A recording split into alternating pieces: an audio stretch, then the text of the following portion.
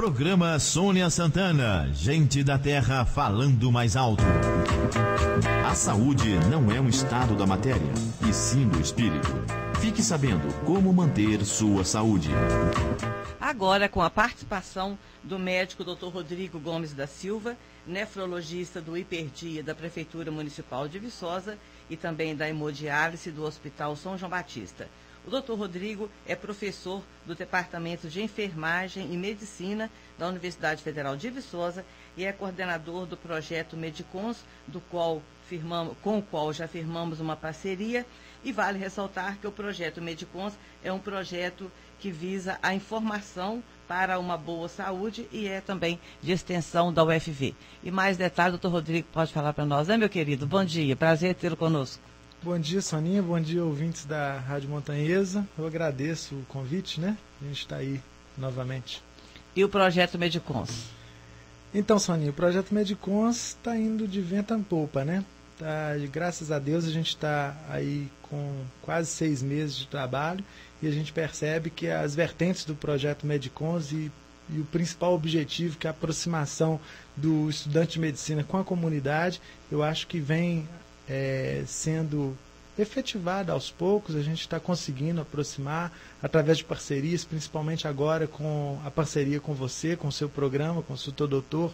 Eu acho que isso está sendo um cenário de aprendizado muito grande para os meus alunos e acho que, apesar da greve, a gente está aí com os alunos participando e tudo, tem tudo para dar certo. Acho que já está dando certo, né, Soninha? Com certeza, e a população, ela reconhece e valoriza esse trabalho, porque a informação é tudo, né, para a prevenção, para a manutenção de uma boa saúde, não é?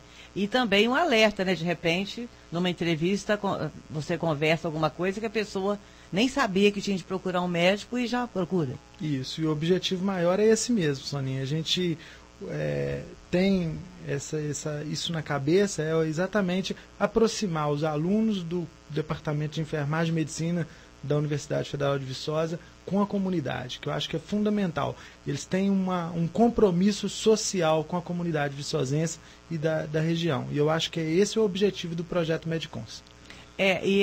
Eu acho assim, uma experiência excelente que vocês estão proporcionando, né, a oportunidade a eles de vivenciar, porque o médico, ele tem de ser mais humanizado. Ele não basta ter o diploma de medicina, ele tem de ser mais humanizado, ele tem de sentir o problema da outra pessoa, né? Ver a vida como ela é. Com certeza. Doutor Rodrigo, e hoje nós vamos conversar sobre a hipertensão arterial sistêmica, sobre diabetes e sobre insuficiência renal, não é isso? Isso. Então a gente inicia com a hipertensão arterial. O que você pode falar para a gente? Então, Soninha, a hipertensão arterial, todo mundo já sabe, quando os níveis pressóricos estão elevados, acima de 140/90, né? E a incidência da hipertensão arterial como um todo, em Viçosa, em Minas, no Brasil, no mundo, é altíssima, né? Associada ao diabetes também, que é outra doença que vem considerado aí nos últimos anos como uma epidemia do milênio pela proporção, pela distorção dos hábitos alimentares, e a cada dia que passa a prevalência e a incidência do diabetes vem aumentando muito. E o que nos preocupa em todo lugar, não só em Viçosa, no mundo inteiro, é que através do aumento da hipertensão arterial e do diabetes, que a cada dia a gente vem percebendo, atualmente a gente vê muito em criança, em jovens, né, e tudo, isso tudo gera aí a insuficiência renal crônica. E a cada dia que passa a gente percebe um aumento no número de pacientes com insuficiência renal crônica que vem posteriormente a necessitar de hemodiálise.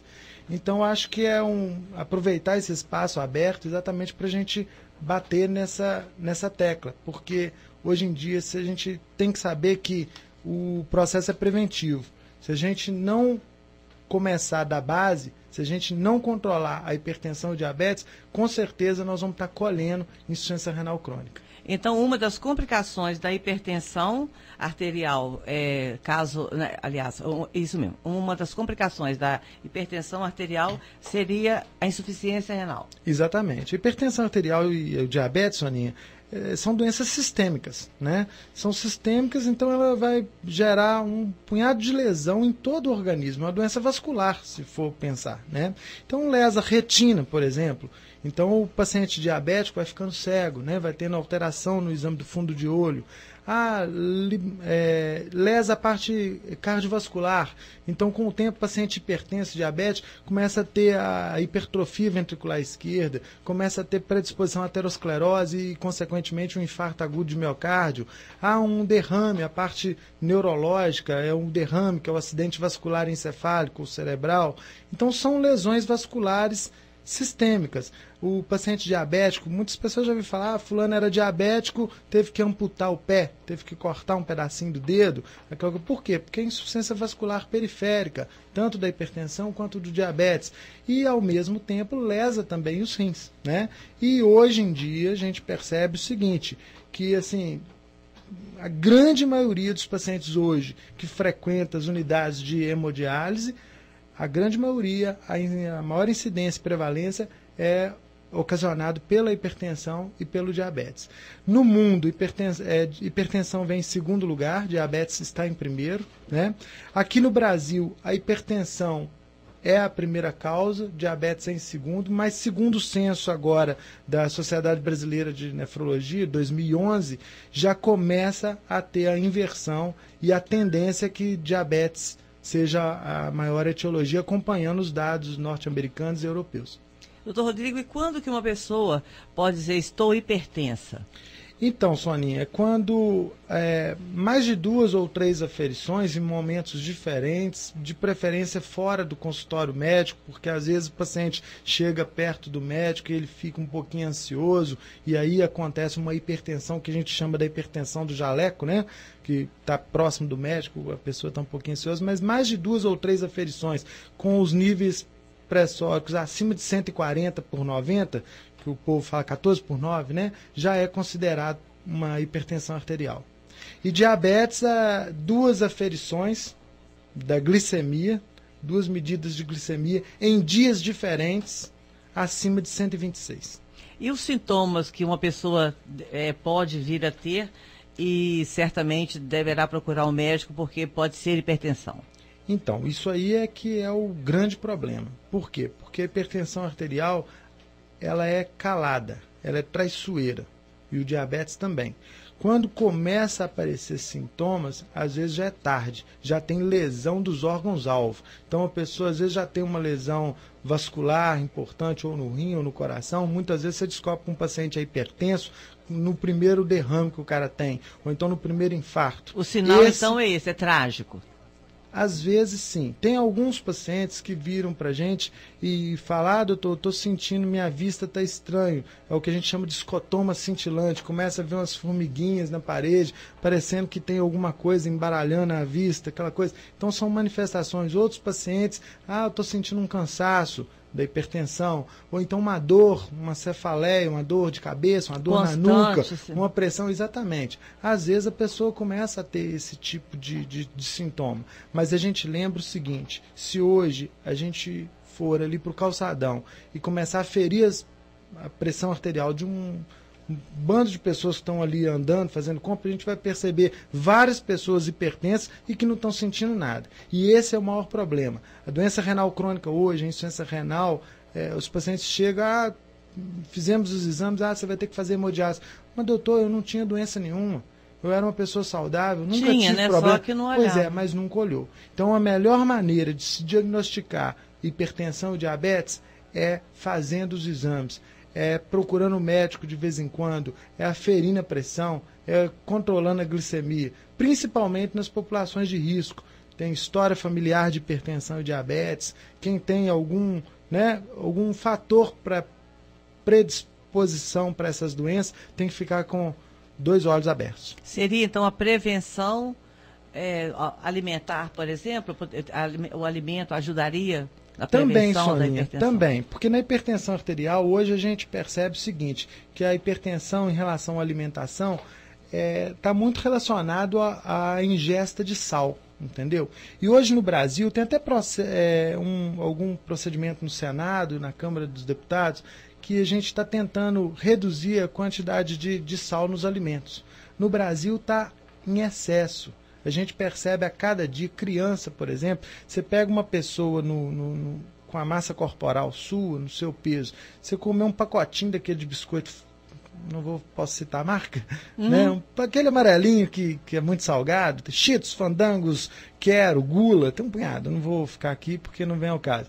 Mas aquilo ali, a quantidade de veneno, sal, né, para a sua massa corporal, já é grande, aquilo é sal puro. Agora imagine um menino de 6, 7 anos comer um saco com daquele. Um peso de 17, 18 quilos. Então você imagina a quantidade de sal diluído, né, naquele peso. Então você vê que a ingesta de sal é muito grande.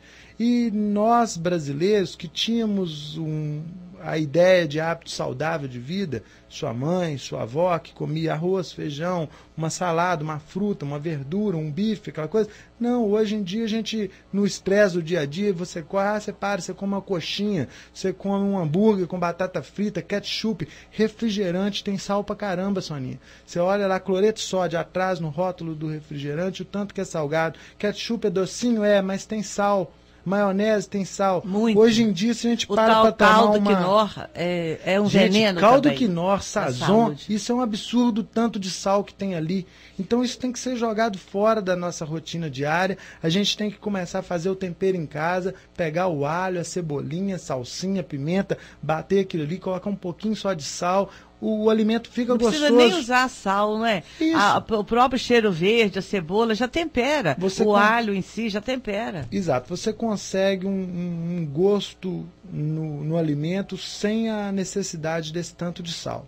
E a gente percebe a cada dia crianças hipertensas, eles encaminham muito para a gente poder ver se tem alguma doença renal, ver se tem alguma outra doença associada associada à hipertensão. A gente percebe que não, é hábito alimentar, é sedentarismo, é menino o dia inteiro na frente do computador, o dia inteiro na frente da televisão. E quando vai comer, se joga sal na comida, em qualquer saleiro. Pipoca de micro-ondas, aquilo ali está vindo com sal terrível. Você vê tirar gosto, gente, azeitona. Azeitona no Brasil não dá para comer mais. Aquilo ali é sal com azeitona. Não é azeitona com sal, é sal com azeitona. Então você vê que isso aí tem uma implicação e isso vai com o tempo, vai lesando e vai tendo o problema da hipertensão. E o sal, então, é um alimento que prejudica realmente a saúde da pessoa? Com certeza. E às vezes o paciente... quando está uma hipertensão leve, um início no tratamento, só de abolir o sal da dieta costuma haver um controle. Né? O bom mesmo é não usar sal nenhum. O ideal seria, mas um pouquinho de sal a gente acaba usando, né, Soninha? Não tem como você tirar o sal todo da comida, da alimentação. Mas quanto menos, melhor. Tá.